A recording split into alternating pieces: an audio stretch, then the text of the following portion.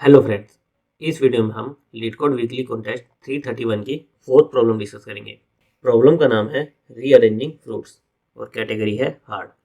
इस प्रॉब्लम में आपको दो एरे दिए हुए हैं सेम लेंथ के। जैसे यहाँ पर हमारे कितनी लेंथ के हैं, 4 लेंथ के हैं। इसमें आपके कुछ इंटीजर्स हैं, आपको कुछ ऑपरेशन परफॉर्म करने हैं।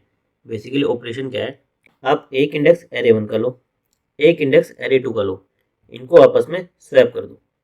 आप ये ऑपरेशन परफॉर्म कर सकते हो और आपको ऑपरेशन इस तरह से परफॉर्म करने हैं कि बाद में ये एरे आपके सेम हो जाए। बेसिकली इन एरे के अंदर सेम एलिमेंट हो। जैसे अगर इस एरे में हम इस 2 को इस 1 से स्वैप कर दें तो एरे 1 क्या हो जाएगा, 4 1 2 2, और एरे 2 क्या हो जाएगा, 2 4 1 2। तो इसमें देखो, एक 4 है, एक 1 है और 2 2 है। आपके दोनों एरे में सेम एलिमेंट हो गए। तो यही आपको अचीव करना है। अगर ऐसा पॉसिबल है तो आपको मिनिमम कॉस्ट रिटर्न करनी है। कॉस्ट क्या है, जो आप स्वैप ऑपरेशन परफॉर्म कर रहे हो। जैसे हमने किसका स्वैप किया, 2 और 1 का, तो इसमें जो भी स्मॉलर एलिमेंट होगा, जैसे 1 था, तो ये आपकी एक स्वैप ऑपरेशन की कॉस्ट हो गई। इस तरह से मान लो आपने कुछ स्वैप ऑपरेशन परफॉर्म किए, तो उन सब स्वैप ऑपरेशन की कॉस्ट आपको ऐड करनी है और वो जो मिनिमम आएगी वो आपको रिटर्न करना है। अगर मान लीजिए इनको इक्वल बनाना पॉसिबल ना हो तो उस केस में आपको क्या रिटर्न करना है, -1। तो हम इस प्रॉब्लम को एक एग्जांपल की हेल्प से समझते हैं। यहाँ पर हमने दो एरे लिए। फर्स्ट एरे में हमारे क्या है, 7 7 9 9 1, और सेकंड एरे में क्या है, 4 4 5 5 1। एक चीज़ तो ये नोट करिए कि अगर इन दोनों एरे को इक्वल बनाना है, अगर इन दोनों एरे को इक्वल बनाना है तो आपके जो जो एलिमेंट है उनकी फ्रीक्वेंसी इवन होनी चाहिए। इवन क्यों होनी चाहिए, वो एलिमेंट इस एरे में भी आएगा और इस एरे में भी आएगा, तो उसकी फ्रीक्वेंसी इवन होनी ही होनी चाहिए। अगर कोई भी एलिमेंट ऐसा है जिसकी फ्रीक्वेंसी ओड है तो वो पॉसिबल ही नहीं होगा। आप दोनों एरे को इक्वल बना ही नहीं सकते। वो आपका किसी एक एरे में ही आएगा, दूसरे एरे में वो नहीं आएगा। तो इसलिए फर्स्ट स्टेप क्या है कि आपके हर एक एलिमेंट की फ्रीक्वेंसी इवन होनी चाहिए।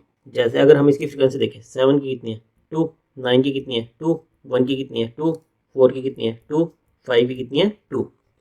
अगर हमें इन्हें इक्वल बनाना हो तो हमें क्या करना पड़ेगा, इस 7 और 4 को स्वैप करना पड़ेगा, इस 9 और 5 को स्वैप करना पड़ेगा, राइट। इससे हमारे दोनों एरे इक्वल हो जाएंगे। तो जो जो हमारे डिसिमिलर थे, जैसे 7 इसमें नहीं था, 9 इसमें नहीं था, 4 फर्स्ट वाले में नहीं था, 5 फर्स्ट वाले में नहीं था, हमें केवल उन एलिमेंट्स को कंसिडर करना है। जैसे जो हमारे 1 की फ्रीक्वेंसी सेम थी, इनकी फ्रीक्वेंसी सेम थी, राइट।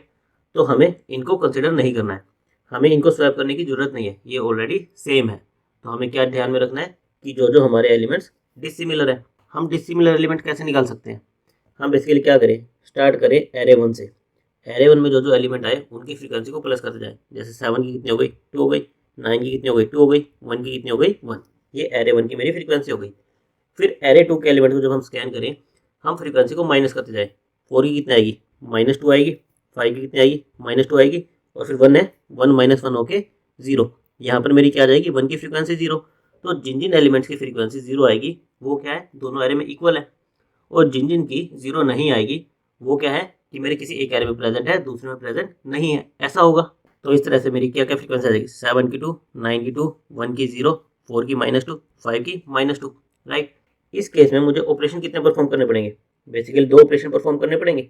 मैं 7 और 4 को रिप्लेस कर दूं, 9 और 5 को रिप्लेस कर दूं। बेसिकली मुझे क्या करना है, जो भी मेरा ये पेयर में है, यहाँ पर दो एलिमेंट एक्स्ट्रा है इसमें। तो अगर मैं इसका एक एलिमेंट दूसरे एरे में भेज दूं तो मेरा क्या होगा, ये वाली फ्रीक्वेंसी इक्वल हो जाएगी।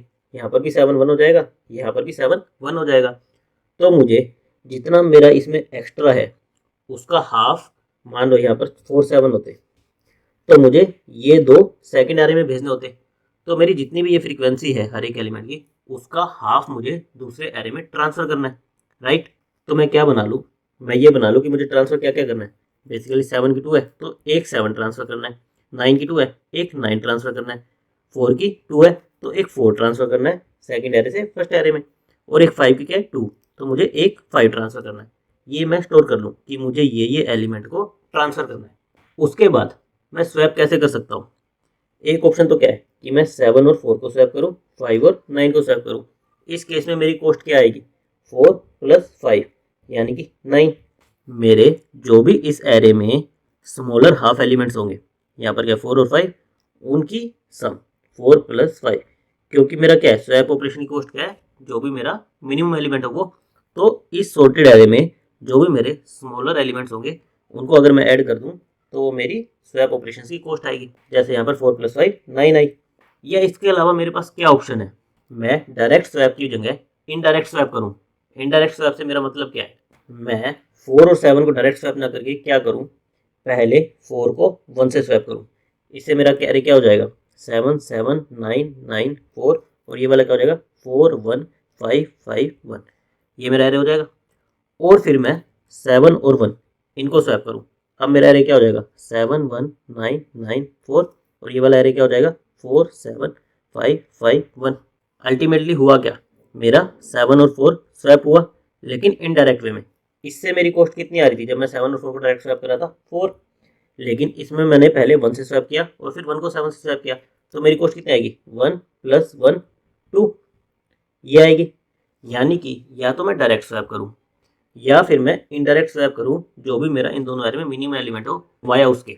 यानी मैं ए और बी को अगर ट्रांसफर करना है, मुझे स्वैप करना है, तो मैं क्या करूं, वाया सी करूं, कि एक सी इंटरमीडिएट ले लूं, पहले ए और सी को करूं फिर सी और बी को करूं।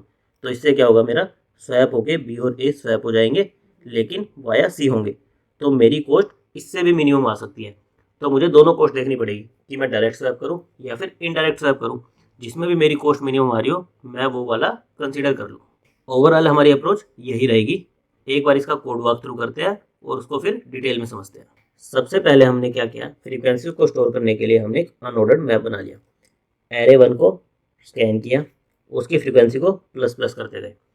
एरे 2 को स्कैन किया, उसकी फ्रीक्वेंसी को माइनस माइनस करते गए। इससे हमारा क्या होगा, जो भी दोनों में सिमिलर फ्रीक्वेंसी होगी वो 0 हो जाएंगी, जो डिसिमिलर फ्रीक्वेंसी होगी वो हमारी रह जाएगी फ्रीक्वेंसी एरेज में, फर्स्ट वाले में प्लस के केस में और फिर सेकंड में नेगेटिव की फॉर्म में। तो उसके बाद हमें क्या करना है, हमने एक वेक्टर लिया जिसमें हम क्या कर रहे थे, जैसे हमारा था 7 7 7 7 4 4 ऐसा कुछ था मान लो। तो हमारे क्या थे, हमें जितने भी एलिमेंट्स थे फ्रीक्वेंसी थी उसका हाफ हमें दूसरे एरे में ट्रांसफर करना था। तो हम वो यही कर रहे हैं, हमने इस अनऑर्डर्ड मैप को स्कैन किया। स्कैन करने के बाद उसमें से हमने क्या निकाल लिया, की और वैल्यू, कि कौन सी की हम बात कर रहे हैं और उसकी फ्रीक्वेंसी कितनी है।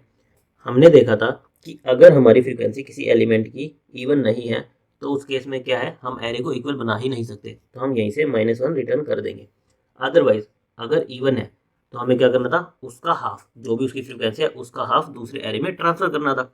तो हम क्या कर रहे हैं भाई, लूप चला रहे हैं और एप्स वैल्यू बाई 2, यानी कि यहाँ पर हमारी 7 की फ्रीक्वेंसी कितनी थी 4 थी, तो 2 7 4/2 2 7 हम इस 2 स्वैप वेक्टर में पुश कर देंगे। तो हम वही कर रहे हैं, जो भी हमारी फ्रीक्वेंसी है उसका बाई 2 उतने एलिमेंट्स हम इस 2 स्वैप वेक्टर में पुश कर दे रहे हैं। तो हमारे क्या क्या पुश हो जाएंगे 7 7 4। अगर हमारा ये केस आता 2 7 2 7 और 2 4 ये एक्स्ट्रा होते, तो हम इस एरे में क्या पुश कर देते 7 7 4। इस तरह से हम इस एरे में पुश कर देते। नाउ हमने देखा था कि जब भी हमें स्वैप ऑपरेशन की कॉस्ट निकालनी होती थी तो हमारे जो भी इस एरे में एलिमेंट्स हो गए उसके मिनिमम एलिमेंट्स कंसीडर होते थे। तो मिनिमम निकालने के लिए हमने क्या किया, इस एरे को सॉर्ट कर दिया। जैसे हम एग्जांपल ले 1 1 4 4, दूसरा एरे 2 2 3 3। अगर हमारे ये एरे होते हमें क्या करना होता, 1 और 3 को स्वैप कर लेते, 2 और 4 को स्वैप कर लेते, तो हमारी कॉस्ट कितनी आती 1 + 2 आती। बेसिकली जो भी हमारा लोअर हाफ होगा इस एरे का वो हमारी कॉस्ट आती। तो इसलिए हमने सॉर्ट कर लिया ताकि हम बाद में इन लोअर हाफ के एलिमेंट्स को कंसिडर कर सकें। फिर उसके बाद हमें क्या कंसिडर करना था कि हम डायरेक्ट स्वैप करें या फिर इनडायरेक्ट स्वैप करें। इनडायरेक्ट स्वैप के लिए हमें क्या चाहिए होगा, दोनों एरे में जो भी हमारा सबसे मिनिमम एलिमेंट होगा हमें वो एलिमेंट चाहिए होगा। तो हमने यहाँ पर वो एलिमेंट निकाल लिया है, मिनिमम एलिमेंट हमने लूप चलाकर एरे 1 में लूप चलाया और एरे 2 में लूप चलाया। दोनों एरे में जो भी सबसे छोटा एलिमेंट होगा वो हमने किस में स्टोर कर लिया, मिन एलिमेंट में। इसका यूज हम किस लिए करेंगे कि हमें अगर इनडायरेक्ट स्वैप करना हो तो हम इस एलिमेंट के थ्रू इनडायरेक्ट स्वैप करेंगे ताकि हमारी कॉस्ट मिनिमम हो सके। उसके बाद हमने क्या किया, जो हमारा 2 स्वैप एरे था हमने इसके हाफ एलिमेंट्स के लिए हमने लूप चलाया और चेक किया कि कॉस्ट किसकी मिनिमम आ रही है, डायरेक्ट स्वैप करने की आ रही है। बेसिकली हम फर्स्ट हाफ हमने सॉर्ट कर दिया था, तो हम फर्स्ट हाफ के एलिमेंट्स को कंसिडर कर रहे हैं कि मेरी वो कॉस्ट मिनिमम है, या फिर 2 × मिनिमम एलिमेंट। जब हम इनडायरेक्ट स्वैप करते हैं तो हमारी कॉस्ट कितनी आएगी, जो भी मिनिमम एलिमेंट होगा इंटू 2, क्योंकि हमें 2 बार स्वैप करना पड़ेगा और हर स्वैप में क्या होगा, मिनिमम एलिमेंट होगा, तो उसकी कॉस्ट कितनी होगी 2 × मिनिमम एलिमेंट। जिसकी भी कॉस्ट मेरी कम है वो मैं क्या करूँ, मेरे आंसर में ऐड कर दूँ। और लास्ट में मैं आंसर को रिटर्न कर दूँ। तो अगर हम इसकी टाइम कॉम्प्लेक्सिटी की बात करें तो स्टार्टिंग में हम क्या करें, दो लूप चला रहे हैं एरे के लिए, यहाँ से हमारी क्या आएगी ऑफ एन, इससे हमारा फ्रीक्वेंसी एरे बन जाएगा। फिर हमारा ये जो फ्रीक्वेंसी एरे बना हम इसको स्कैन कर रहे हैं तो यहाँ से भी हमारी क्या आएगी ऑफ एन आएगी। उसके बाद हम क्या करें, सोर्ट लगा रहे हैं, जो हमारा टू स्वैप एरे बना उस पर सोर्ट लगा रहे हैं। सोर्ट हमारा क्या होगा एन लॉग एन, इतना हमारा सोर्टिंग ऑपरेशन लगेगा। उसके बाद हम क्या करें, मिनिमम एलिमेंट निकाल रहे हैं, फिर से हम ऑफ एन टाइम कॉम्प्लेक्सिटी ले रहे हैं और लास्ट में हम क्या कर रहे हैं, एक स्वैप साइज जो भी मेरा एरे था एक और ओ एन का लूप चला रहे हैं और उसमें हमारे आंसर को अपडेट कर रहे हैं। तो सारे हमारे थे ओ एन, एक हमारा क्या था एन लॉग एन। तो ओवरऑल हमारी टाइम कॉम्प्लेक्सिटी क्या आ जाएगी एन लॉग ऑफ एन। और स्पेस कॉम्प्लेक्सिटी किसके लिए आएगी, एक तो ओ ऑफ एन किसके लिए लगेगी आपकी अनऑर्डर्ड मैप के लिए, और एक किसके लगेगी आप टू स्वैप ये एरे ले रहे हो जिसमें आप स्टोर कर रहे हो कि आपको किन एलिमेंट्स को स्वैप करना है, एक ओ एन उसके लिए। तो ओवरऑल आपकी स्पेस कॉम्प्लेक्सिटी क्या लगेगी O of N. Thank you guys.